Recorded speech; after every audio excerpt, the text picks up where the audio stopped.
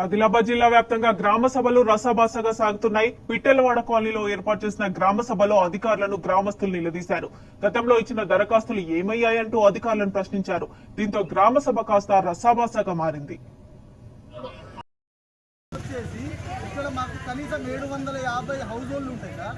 750 house హోల్డ్లల్లో మీరు ఎన్ని ఇందిరమ్మ ఇల్లు కేటాయిస్తారు? మీరు ఏమన్నా క్లారిటీ ఉందా? ఏమన్నా మీరు చెప్పగలుగుతారా? ఇప్పుడు మీరు గ్రామ సభ మాకు ఎన్ని ఇల్లు మీరు కేటాయిస్తున్నారో దాని గురించి మీ ఎజెండా చదివి మీ ఎజెండా చదువుడే కాదు సార్. ఇక్కడ కామన్ పీపుల్కు దాంతో అవసరం లేదు. మీ ఎజెండా అనేది మన ఇందిరమ్మ కమిటీ ఏదైతే ఉన్నదో వాళ్ళకి చదివిస్తే సరిపోతుంది. ఇక్కడ ఉన్న అన్ఎడ్యుకేటెడ్ పీపుల్ ఉన్నారు సార్, కూలి పనులకు పోతారు. వాళ్ళకి ఎజెండా చదివించే ఏం లాభం? మీరు ఎన్ని ఇళ్ళు వస్తున్నాయి? 39వ వార్డు మీరు ఏమన్నా చెప్పగలుగుతారా? ఎన్ని రేషన్ కార్డు మా దగ్గర ఇంత గట్ట ఉన్నది. ఇన్ని పేపర్స్ మేము తీసుకున్నాం. 69 మందినే ఎలిజిబుల్ లిస్ట్ ఎట్లా వస్తుంది సార్? మాకు దాన్ని ఒకసారి మన జవాబు చెప్పగలుగుతారు.